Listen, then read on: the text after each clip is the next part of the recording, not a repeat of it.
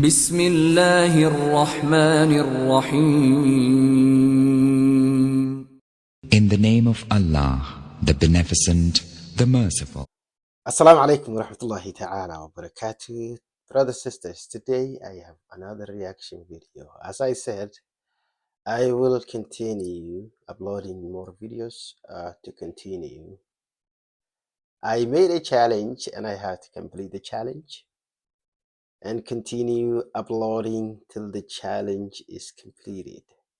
So today I am going to be reacting to a video. The video says, a life-changing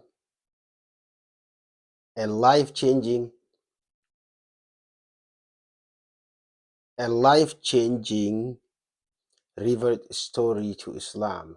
If you are interested in Islam, don't skip this video. Wow, that's an amazing title. Let's get to this video and see what sister had to say about her reversion and how she discovered Islam to decide to be a Muslim. Let's get to this video. I started drinking, I was partying, into criminal activity, doing a lot of bad stuff just because we're like these crazy terrorist people. I could not stop myself from crying. Something happened inside my heart and my mind. I told my family that I converted, and they kicked me out of the house. Every single question I had got answered. I'm gonna die. I asked God to basically save me. I said, if you take me, I'm ready, but if you do save me, I promise that I'm gonna spend the rest of my life on your path. Wow. Assalamu alaikum, brothers and sisters. Peace be with you all. I just decided to make this video to share with you guys who I am, where I come from, what got me to Islam, why I became a Muslim, and why am I making the dawah videos that I'm making. So, to start, I'm originally from Russia. My family came to America when I was 9 years old, and my mom is Christian and my dad is Jewish. My stepdad, but he raised me. He's Jewish. So I was raised in a semi-religious Jewish Christian family. And personally, I never cared about God. It was never a topic for me. I felt like it was just, stories of my grandma and whatnot, and it has nothing to do with, with reality, with current reality.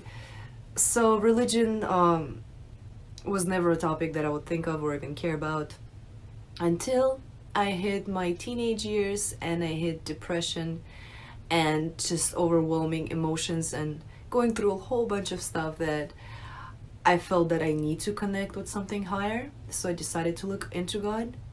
And when I started reading the Bible, it was like, for the first page, for example, it said that, God created the world in 6 days, and on the seventh day he rested and got refreshed.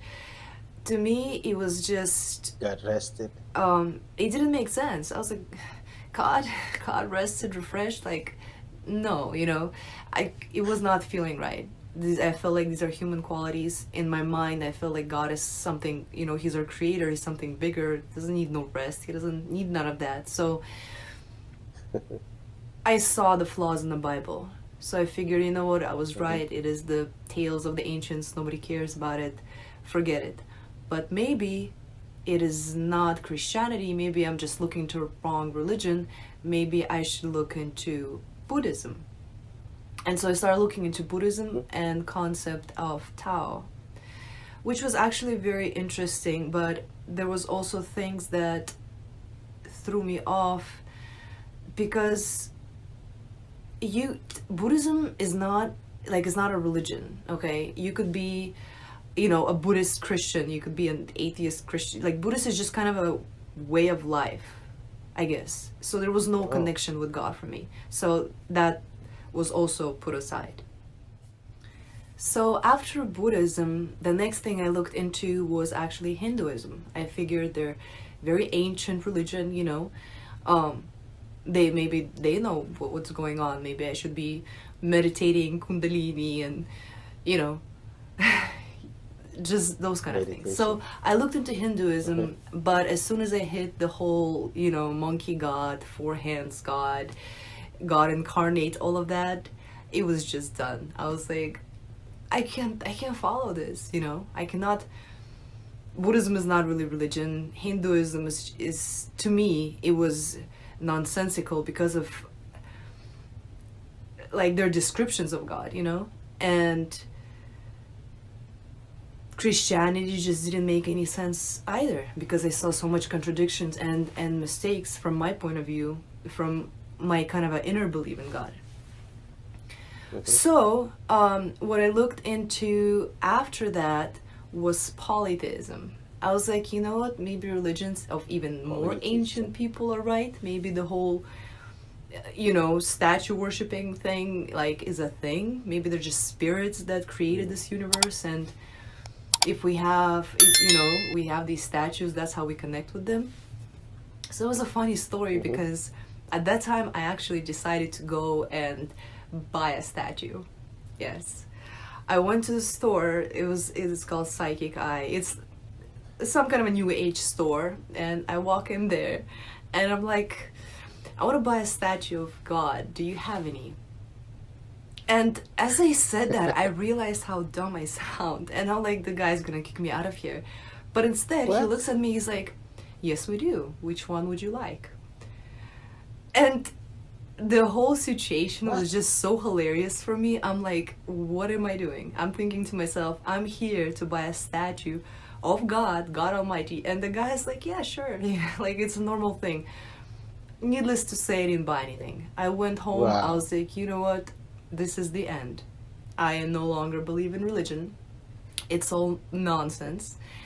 I'm crazy, and this gotta stop. And this is how I became an atheist. I decided that there is no God. There's none of this is true. It's just I'm wasting my time. And that led me to some of the darkest ages of my life. I mean, not caring led me to really not care. I started drinking, I was partying, was into criminal activity, doing a lot of bad stuff just because I felt the only way I could get in trouble if I'll get caught, and I'm not gonna get caught. Those deeds though, everything that I was doing, eventually it made me feel miserable. It made me feel like there's just nothing out there, life is pointless.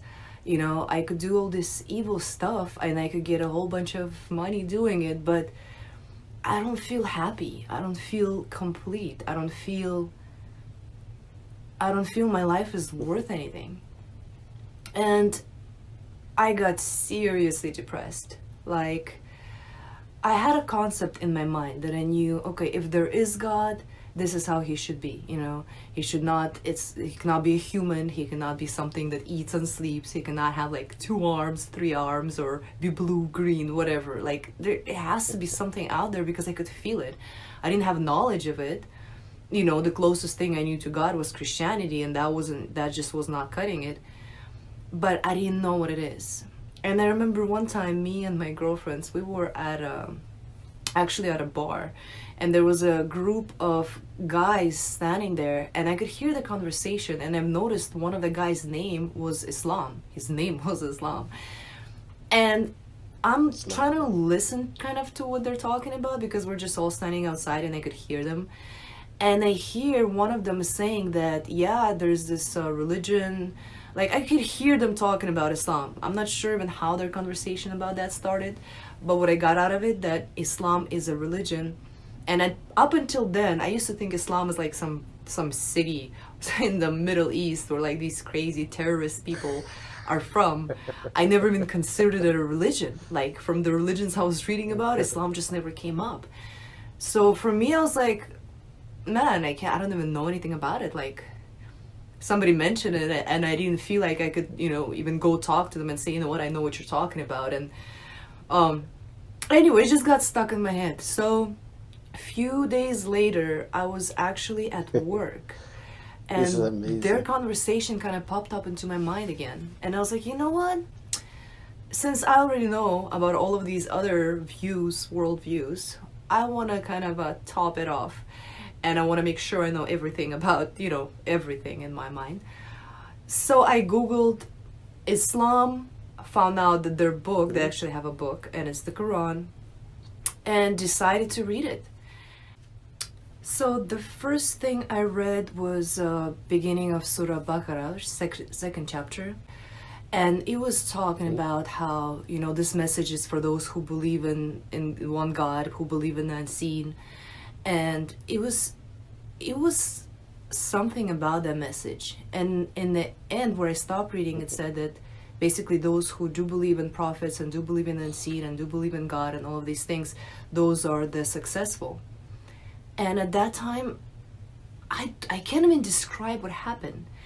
As I was reading it, I started having tears floating out of my eyes. Like, my body started shaking. I started crying. In my brain, I was like, oh my God, this is it. Like, I didn't read nothing else. I have no concept of what Islam is. I just read that first page, and it was like a light bulb in my brain. It was just amazing for me. I could not stop myself from crying. Something happened inside my heart and my mind that I just couldn't stop. And I was at work. I had to leave the office, say, you know, tell them that something serious happened. I have to be outside for a few moments. I went outside and I just cried. Go back in there, Google how to become a Muslim. And it said, you know, you have to read the Shahada. And I, in the English letters, I actually read the Shahada right then and there without having no info on anything else. I just felt like this is what I was looking for, and this is what I was missing. And that's how I became instantly a Muslim, not realizing then yet that it's just beginning of this whole story of what happens after. So I become a Muslim. And I know nothing about praying, covering. I don't know any Muslims. It's just, for me, it was like, just like I was Christian back then. Now I know I'm not a Christian, I'm a Muslim. I didn't know I have to follow and actually do anything. I didn't know I have to pray 5 times a day. I didn't know nothing at all. But somehow what happened, just some months passed by, and I get introduced to a Muslim guy. Oh, pause that. Before that actually happened, I told my family that I converted, and they kicked me out of the house. They told me that, wow, you know, you're the Christian, stay here, or if you want to be a Muslim, just go. And I left, and I was, you know, part homeless, I guess. I was just sleeping at a friend's house. But yeah, a few months after that, I met a Muslim guy and fell in love and got married to him. Still not knowing much about Islam. Okay.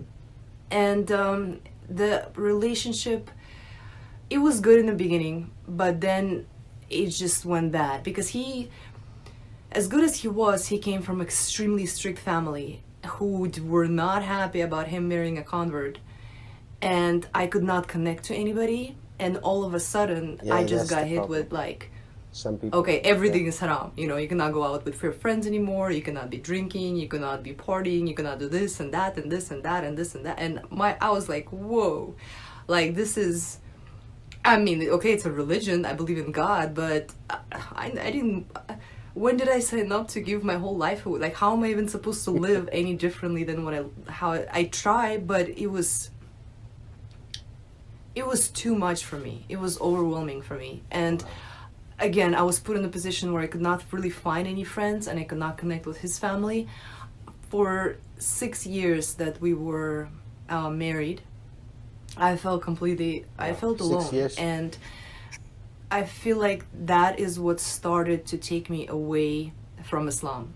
So anytime I would see something bad from him, I would actually blame Islam for it. You know, you're not letting me go and see my girlfriends. Which is wrong. That's because of Islam. Islam is. So I started building this, because I had no knowledge in the beginning, and suddenly I had a lot of negativity about it. I started stepping away from the deen. I started stepping away from religion, and I just went astray. I went severely astray, and I ended up losing my family. It was actually a mixture of happy and very sad days for me, because on one side, okay, the 6-year marriage that I had, and you know, I cared about that person, it was much more to it, but I basically you know, I lost it all. I lost that, I lost my religion, but inside I still wanted to help people. I still wanted to be a good person. I just thought that the religion aspect is not for me, because I just don't know enough about it to care as much as I guess should be caring. Yeah, you didn't get somebody to So I went astray. I stopped following anything at all. You know, the 6 years I was praying, I stopped praying. I went astray. I mean, what can I say? And what I started to do was I started doing yoga, and I got into shamanism. For those of you who don't know, shamans, they deal with, you know, spirits and healing and whatnot. And I actually my grandmother is a Siberian shaman, so it wasn't too foreign for me. So I got into learning yoga and got into, you know, I went to Peru for ayahuasca ceremonies. So I got into that side of kind of a spirituality. And then after a few years, I started teaching yoga. It was a Korean energy yoga, so it was more so an energy practice than an actual yoga per se. I taught that for a couple of years, and I got into being what they call the Dawn Masters, energy master. And for a time I was thinking, this is what I'm gonna stick with, because I got to help people physically and energetically, and I was at peace with that group of people. They were a very, very nice group of people. But then, again, some things happened. I felt like they want me to commit more. They wanted me to be full-time at the center, you know, and travel and learn things. I kind of didn't want to do that at that time. I was thinking more business. You know, I realized that, okay, I'm growing up, I really have to focus on business more. And what happened was a very difficult decision for me to make, but I actually quit yoga and I started focusing on regular sports and business. Business life went actually very good for me. I was working on my own business. I was helping others grow their businesses. I was into doing Amazon, basically brand development.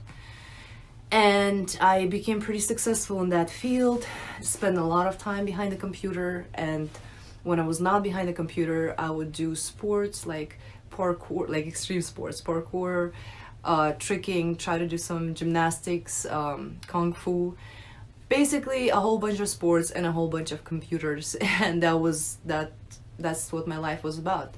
I was making relatively good money. I was pretty happy with myself. Until I got bored. I literally got bored.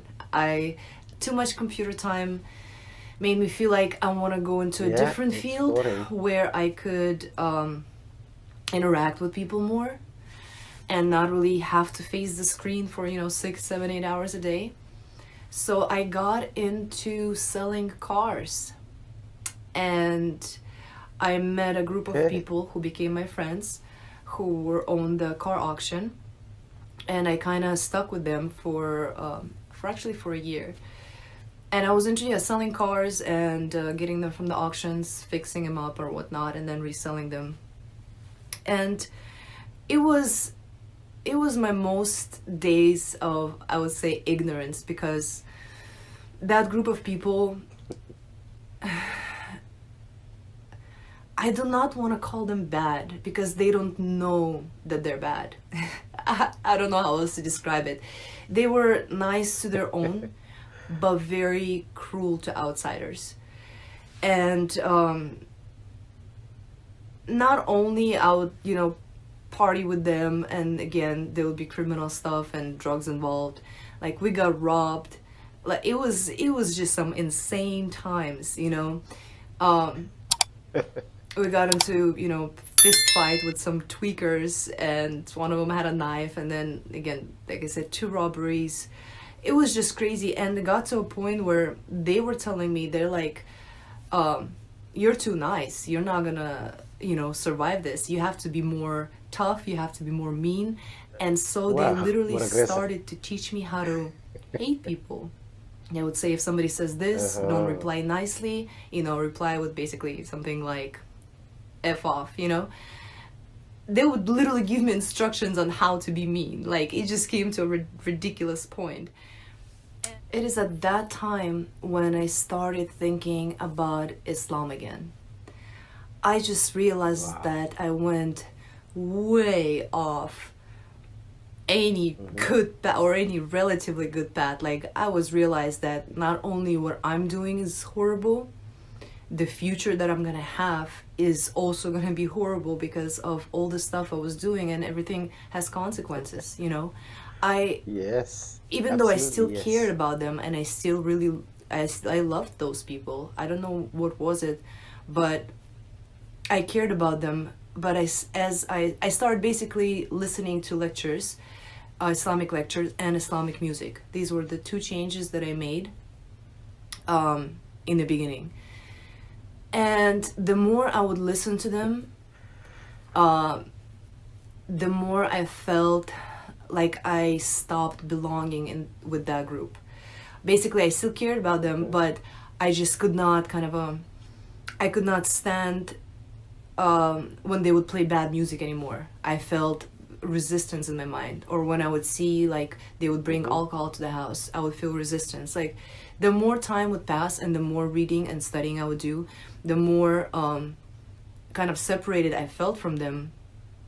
And it lasted for a while. It lasted for a while. All the questions I had years before that, the reason, you know, like the questions I had when I lost my family, all of these questions would start getting answered, like one by one. Every video I would watch would just, even though it would be a random video, it would somehow answer one of those questions from before.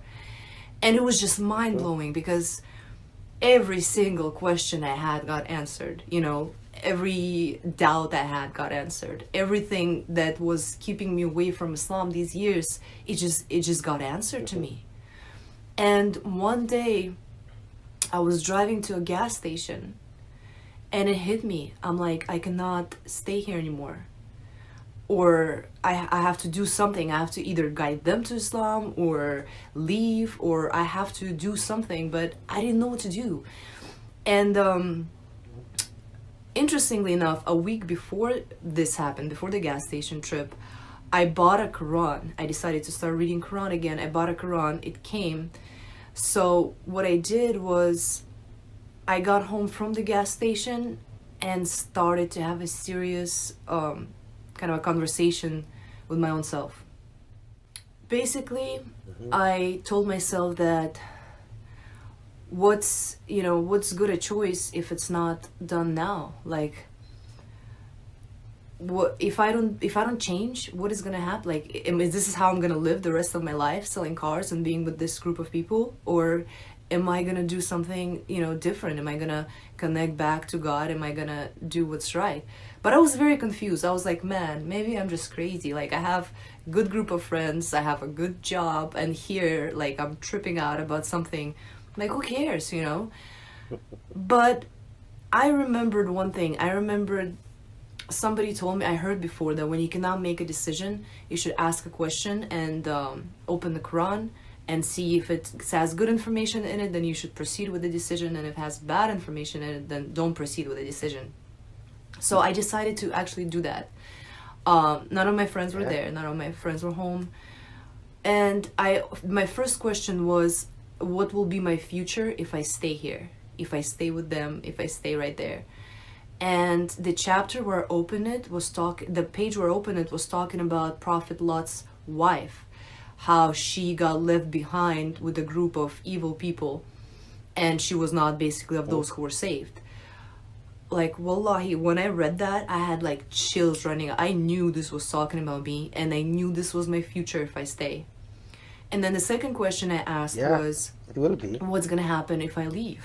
You know, if I just stop this right now and I leave.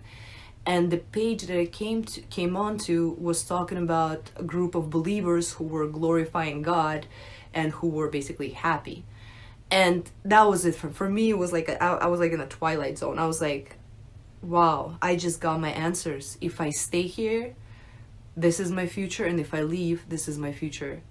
And I kid you not, I closed the book. I packed all of my stuff, everything I had, put in the car, and left. And I left from California to Arizona. I dropped my whole life. Yeah, and I talked to, you know, people back at the auction, and I told them I'm done. I'm going to Arizona. I'm never coming back. And that's how I ended up in the city of Sedona, Arizona. Driving to Arizona, I had one intention. I wanted to get there, and I wanted to get my religion on point. I wanted to start covering. I wanted to stop, you know, partying, stop drinking, stop hanging out with bad people, stop doing everything that's not, you know, that God would not be happy with me. And that was my intention.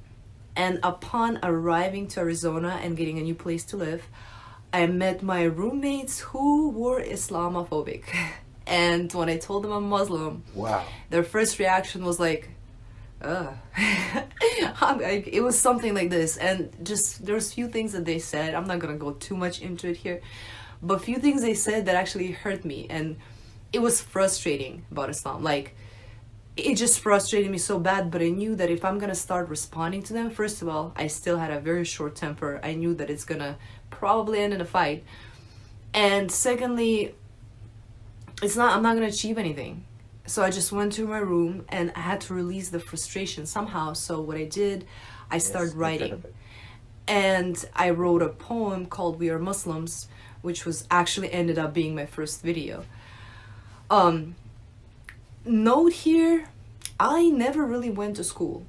My education literally consists of grade 1 to grade 6 of regular school, and then I did not go 7 or 8. I went 1 year of grade 9 in Russia for the year that I visited there, and that was it. I didn't go to college. I mean, I pretty much don't have much education at all. So that night when I got to my room and I started writing, a poem, it was like almost mind-blowing to my own self, because I'm not a writer and I'm not a poet. I can't, you know, that's not my thing. So when I read it, I was like, it turned out pretty good, and maybe I really felt it, you know. I posted that poem on my Facebook page, and I got somewhat good feedback, you know. And I was like, maybe I should start writing more often. Maybe I should develop this in me. Maybe one day I could become a, you know, an English teacher or something. I kind of had these thoughts. But that was about it, you know. I was excited about the poem, turned out to be nice, but I didn't have any more thoughts further than this. So a few days after I wrote that poem, it was, I don't remember, it was morning or noontime. I left my house. I was about to drive somewhere, and as I'm walking, all of a sudden I see this vision in front of my eyes, like literally a vision, like a screen of movie playing in front of me. And in that vision, I see American flag and United States of America, right? But United States of America is changing into Islamic States of America. And I was like, what? what is... It was just such a weird thing for me, because, I mean, you're walking to your car, you're not thinking about anything, and all of a sudden it's like a movie screen to you, and you're seeing this, and it's not a normal thing to be seeing. I mean, Islamic States of America. But that vision, it made my heart beat fast. That was amazing. You know, I felt like, man, maybe this is a sign that I should get into dawah, that I should help people see Islam from how I see it, because it's really an amazing thing, you know. It helped me and cured me so many times throughout my life. And I got very excited about the vision. I was like, you know what, maybe this is it. I'm gonna start doing dawah, I'm gonna start calling people to Islam, you know, maybe help a lot of Americans, and this is what I should do. So I told my Muslim friend about this vision, and I was super excited. I was like, yo, I saw this vision. It's gonna be, you know, great. Let's do something, you know, let's help people in America find Deen and all that. And his reaction, though supportive, it wasn't as enthusiastic as mine was. he told me pretty much simply that you have no idea what you're getting yourself into, and there's just so much of politics stuff that you don't know, and even though it's great and I support you, but yeah, give it some thought. His reaction kind of brought me back to earth. I was like, okay, I saw something, it's over, you know, like I'll just study Deen by myself, and you know, whatever God guides me to, he guides me to, and this vision was just nothing. I basically scrubbed it over, like brushed it off, and kind of forgot about it for about 2 days, until I had a near-death experience. So my near-death experience happened about a couple of days after the whole conversation with my friend. And what happened was, I was driving on a highway, and the speed limit there was 75 miles an hour. And my car comes to an incline, and I'm driving and I'm realizing the car is gaining speed, so I want to press brakes to slow the car down, and I press my brakes and the brakes do not work. Yes, I am flooring them 100% to the floor and nothing is happening, and because the car is on the incline, it starts to gain speed. So I'm terrified. My brain starts processing this information, realizing that this is it. This is how most likely I'm gonna die. I'm panicking, and there's cars around me, so I'm like honking, you know, turning on my emergency lights so people get out of my way. Hazard lights, yeah. And I'm looking at my speedometer, and it goes like 75, 80, 85, 90, and it starts going past 90 when I'm realizing that I'm gonna die. And what do? So my first thought was I have to call my mom. I pick up my phone. At that point, I just pick up my phone because I know that I'm done. There's nothing I could do. I want to call her. My phone has no signal. So I put down my phone and I start praying. And I start asking God that if this is my time, please take me painlessly. And I start saying my shahada, which is basically what you're supposed to say when you're, you know, when you're dying or becoming a Muslim. You say your shahada. So I said my shahada, and I was like, God, if this is it, I'm ready to go, you know, take me, I don't want to feel pain, I'm done.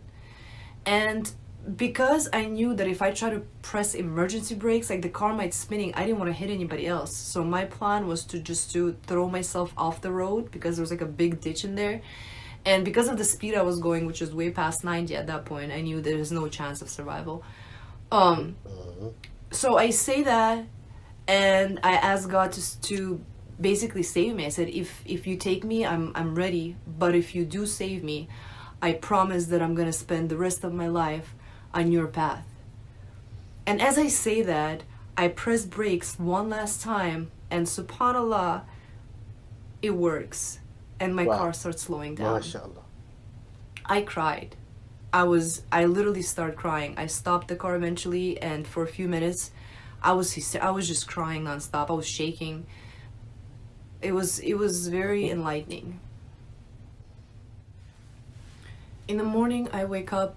I can now believe I'm alive. Like, that whole story just keeps rerunning through my head, and I just could not believe I survived that. I was 100%, without a doubt, 100% certain that this is how I die. Like, when you're going 95 plus an hour and you're flooring your brakes and nothing's happening, you know you're not coming out of there in one piece. I was sure I was gonna die, but I didn't. It's shocking. But that promise that I made, it was like so sharp in the morning in my mind, and I knew that I have to keep that promise. I promised God that if He saves me, I'm going to spend the rest of my life on His cause. And I knew I had to keep that promise. So the next morning, I had no more doubt about my vision, and I had no more doubt about what I'm supposed to be doing.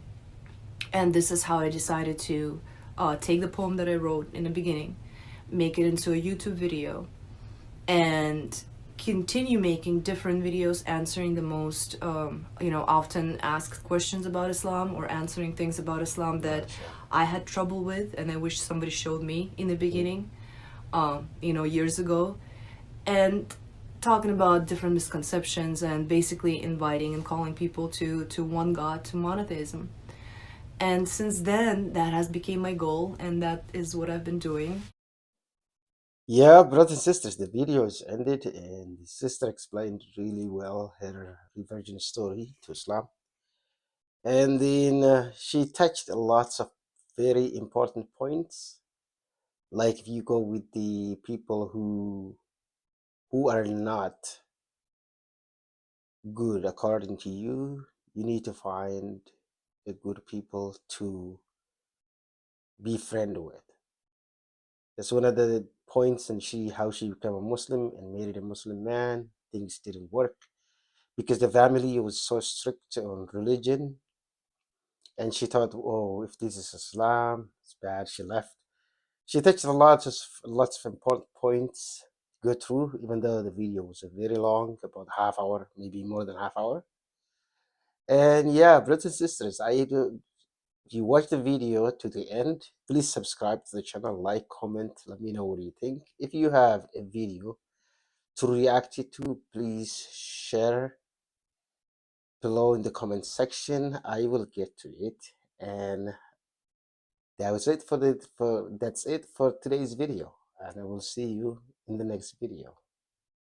Assalamu alaikum wa rahmatullahi ta'ala wa barakatuh.